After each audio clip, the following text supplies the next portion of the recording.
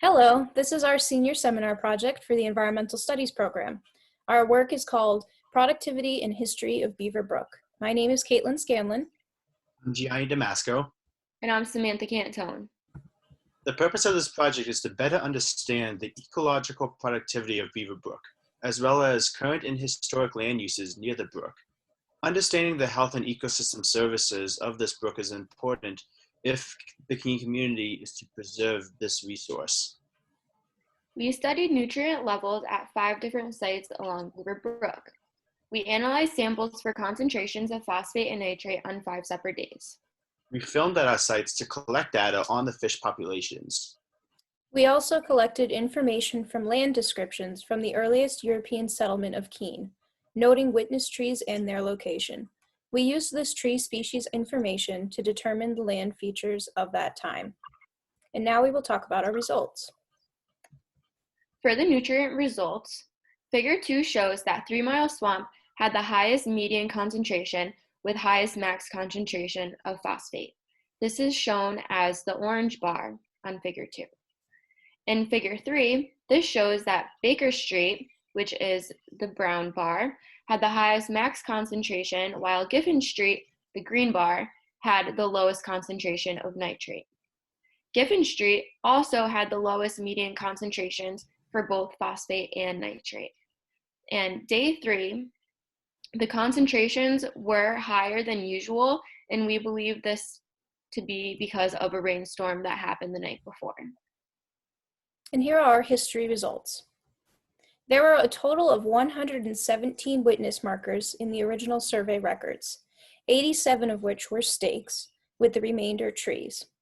The distribution of tree species circa 1734 are as follows: 30% maple, 17% beech, 17% spruce, 10% ash, 7% walnut, 7% hemlock, 6% black ash, 3% black birch, and 3% pine. When stakes are added to this distribution of trees, they cover 74% of all markers. Now, Figure 1 illustrates the apparent collection of ash and black ash trees in the northern portion of Main Street. This map is the witness trees recorded in 1734 overlaid on a modern map of Keene. Now we can see the regions that are blue. Those blue lots are all ash or black ash. Now Figure 4 illustrates a region of wetland in the northeast portion of Main Street, with the remainder of the lots showing multiple wetland statuses or upland species. So Figure 4, we can see the blue lots.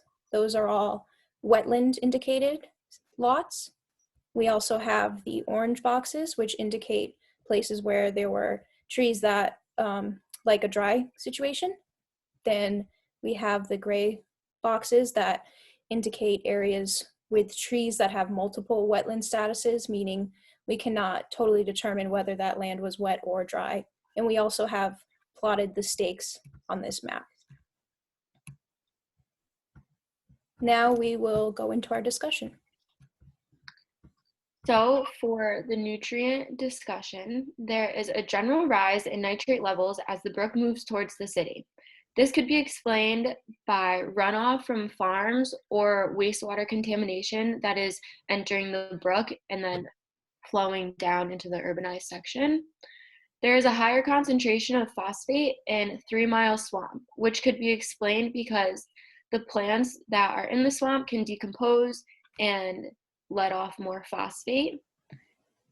The color imagery instrument that we used is not repeatable due to certain errors that could occur while we were using it and different group members switching tasks. Giffen Street has the lowest concentration due to the gradient and the fast flow of the river in that spot. For our filming, we built a mount to hold the GoPro underwater. The mount consisted of two 2-pound weights, a 6-inch long board, the holding case for the GoPro, and a bunch of zip ties. We would wade into the cold water to place our GoPro there along with some canned wet cat food to attract the fish. The GoPro would then be left there for 1 to 2 hours.